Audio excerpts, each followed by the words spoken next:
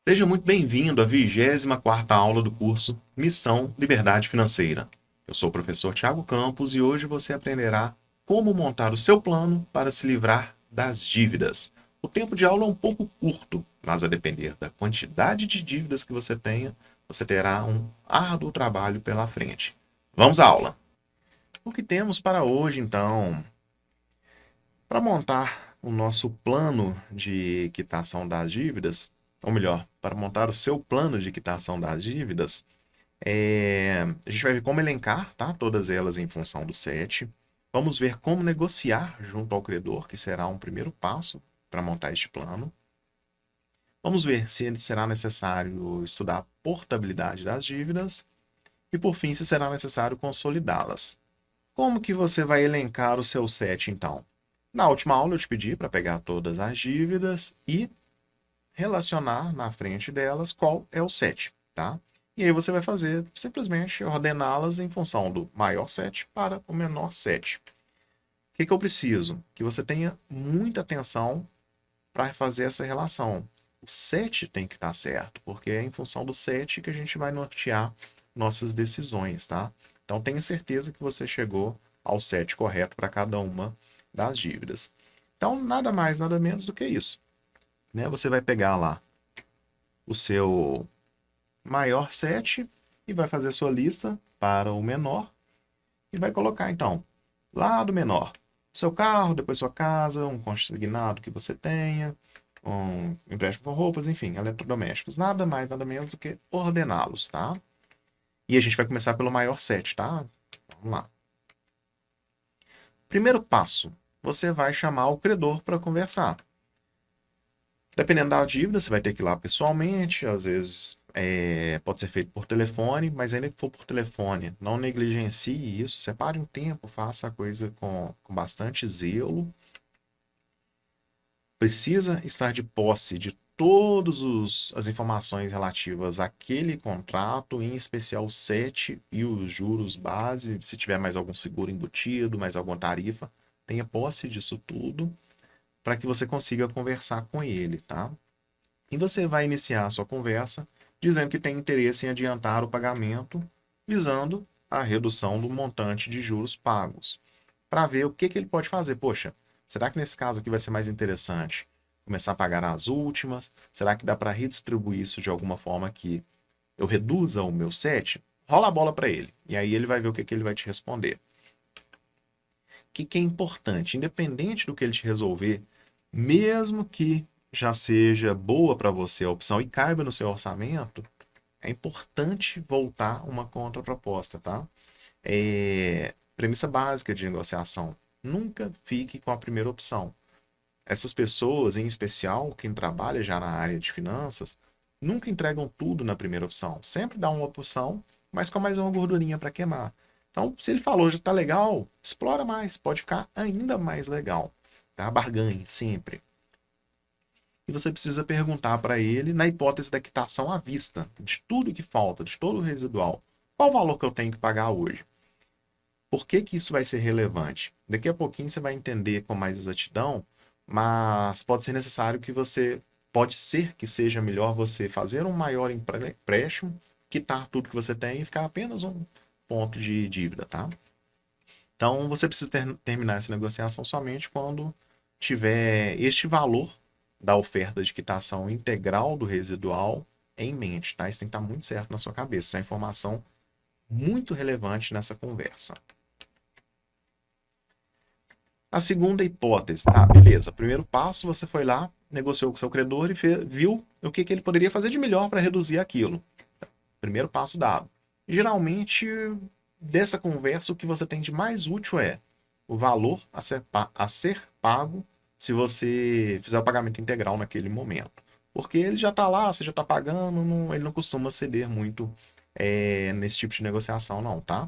Este passo agora costuma ser mais efetivo para o seu plano, que é estudar a portabilidade das dívidas. O que você vai fazer? Procurar uma instituição financeira concorrente, apresentar a sua dívida e dizer que, poxa, não estou satisfeito, estou achando que lá está caro. Você tem interesse em pegar essa dívida e eu começar a pagar para você? Pode ser que a resposta seja sim. Na hipótese de um sim, precisa estar muito claro para você qual vai ser o custo desse empréstimo com eles, né? Você precisa estar muito certo que o novo set seja vantajoso para você. O que é isso, essa portabilidade da dívida na prática, tá?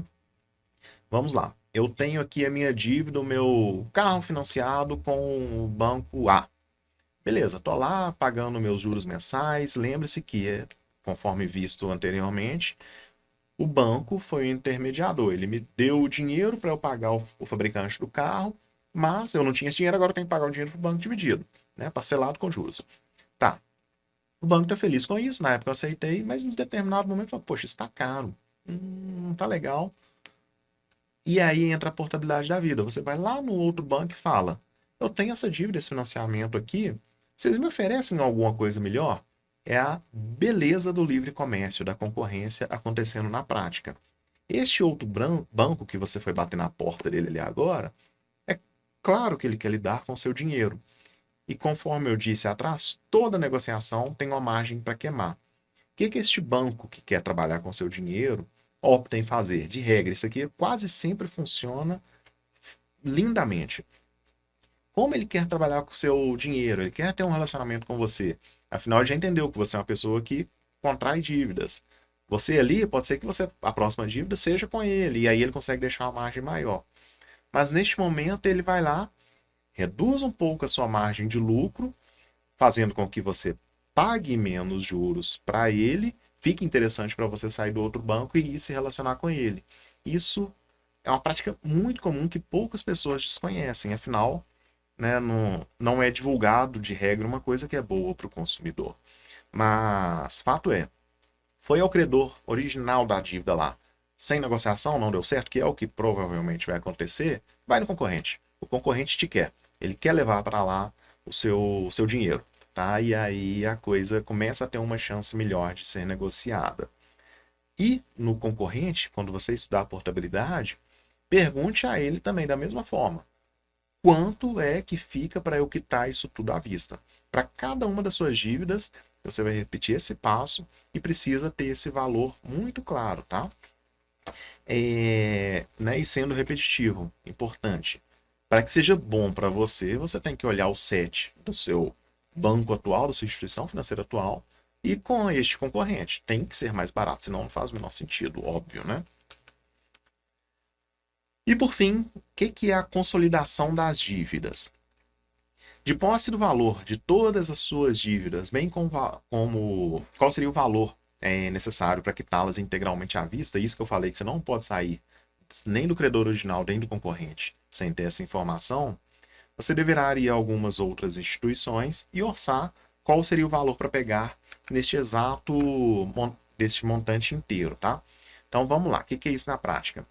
Você tem lá um financiamento imobiliário, financiamento do carro, alguns boletos de eletrodomésticos, enfim. Você já relacionou tudo isso e quanto custa isso hoje? Ok, primeiro passo, foi no seu credor. Não teve muito sucesso, provavelmente, mas ainda assim que tenha, relacione aquele ponto que você já chegou. Segundo passo, que provavelmente será o mais efetivo. Quanto que este concorrente vai cobrar naquela nova dívida, naquele novo financiamento? Relaciona aquilo também. Beleza. Terceiro passo. De posse de todas essas dívidas feito estes dois passos anteriores, você já sabe qual o valor total de dívida que você tem e quanto você pagaria naquilo ao passar do tempo, certo? Sabendo qual é esse valor total para quitar tudo hoje, você vai ir a uma instituição financeira e falar: filho, preciso de X mil reais hoje. Qual taxa você consegue me fazer esse empréstimo? Vai numas duas ou três, faz explora essa questão da concorrência, né? Sempre lembrando, no outro banco eu consegui, isso consegue melhorar e tal, para conseguir a melhor oportunidade. E aí, de posse deste novo montante à sua disposição com a taxa que lhe for ofertado, você vai comparar, poxa, se eu pegar esse dinheiro todo de uma única vez e ir lá e quitar todas as outras dívidas na bucha integral, vai ficar mais caro ou mais barato? Não raramente isso vale a pena, em especial quando as pessoas têm muitas dívidas em diversas instituições. Porque para essa instituição que vai fornecer o empréstimo global, ela vai estar lidando com um volume maior de dinheiro e isso é interessante para ela. Então, fica atrativo para o banco, fica atrativo para o consumidor, que vai também se livrar de tudo de uma vez e vai consolidar em um único lugar a sua dívida com um set mais interessante, tá? O que que pode ser que aconteça também nessa transação? Pode ser interessante você alongar um pouco o prazo, em especial se o seu orçamento já estiver no limite, se o seu grau de endividamento estiver ali já encostando em 50%, pode ser que você faça esse empréstimo global e ainda alongue um pouco mais. Isso pode impactar um pouco nos juros, mas você consegue chegar num linear que fique próximo do 0 a 0 em relação a um prazo mais curto. E isso vai te dar fôlego no orçamento. O mesmo valor, em prazo mais longo, reduz as prestações mensais e aí você já começa a ter fôlego, tá? Então, de regra, este é o passo a passo para você conseguir montar o seu plano. Vamos à nossa revisão aqui e vamos dar mais umas pinceladas para que fique muito claro para você. Qual que é a ideia, no final das contas? Trocar dívidas caras por dívidas mais baratas. Esse é o plano, simples assim, não tem mistério. Não tenha vergonha de negociar. Gerentes de bancos e financeiras existem para isso. Eles estão lá para isso, eles recebem para isso. Eles fazem isso o dia todo. Você, né, a gente geralmente tem esse receio, essa vergonha de negociar. Não é a nossa profissão. Mas você vai sentar na cadeira na frente dele, o que saiu anteriormente estava fazendo isso, o que sentar logo depois que você levantar vai fazer a mesma coisa. Eles lidam com isso, é muito natural. Então, caso seja o seu caso, de ter vergonha e tal, ter um milímetro daqui e dali, de barganhar, negociar, com esses profissionais isso não é o menor problema. Eles estão lá para isso, tá? E vai ser necessário muita disciplina e seriedade, porque a partir da hora que você der essa reorganizada nas suas dívidas, montar o plano, você precisa cumprir. Geralmente, isso é um tiro único. Se você vai lá num outro banco, barganha, consegue reduzir a sua dívida, faz a portabilidade. Se você tem muitas e vai ser mais interessante você consolidar, pega um outro empréstimo e sai quitando tudo, você precisa cumprir com isso. É a sua palavra. Por que que isso é importante? Os bancos se conversam, você tem uma pontuação. Na hora que o banco joga lá o nosso CPF, ele vai olhar, esse cara tem um bom comportamento financeiro, ele costuma pagar as coisas dele em dia. Se você der esse tiro, conseguiu, deu certo, organizou, e não cumprir, e daqui a pouco você for tentar fazer de novo, você já vai ter mais dificuldade. Seja para portabilidade, seja para pegar um novo empréstimo global. Afinal, o último você já não pagou. Então, muita seriedade e disciplina nisso, tá? Repassando, primeiro passo, pega suas dívidas, elenca pelo 7. Do maior 7 para o menor 7. Vá ao credor, tenta ver o que de melhor ele pode fazer para melhorar aquilo ali, aquela dívida. De regra, isso aí não tem muito sucesso, tá? Mas tenta. Você tem que saber antes de ir no concorrente. Vai pegar aquelas informações, vai bater na porta do concorrente, na outra instituição financeira. Falar, meu amigo, tem essas dívidas. O que que você tem para me oferecer? Tem interesse em comprar essa dívida para que a gente trabalhe junto? O que que você pode? E aí ele vai te mostrar, ó, essa dívida aqui que você tem um set de 12, eu consigo fazer para você aqui a 11. Você vai fazer os cálculos e vai ver se vale a pena para você. E a mesma coisa com todas as outras dívidas. Ok, feito esse passo, próximo passo, e aí já é um passo mais elaborado e vai depender, não é aplicável para todo mundo, mas se você tem muitas dívidas em muitos lugares, provavelmente ampla possibilidade de que seja eficiente e vale a pena. Vai relacionar isso tudo, vai ver quanto custa para bancar, quitar isso tudo hoje, vai pegar esse valor, vai lá num outro banco e falar, estou precisando desse dinheiro aqui. Você me empresta quanto? Qual a forma de pagamento? Qual o set?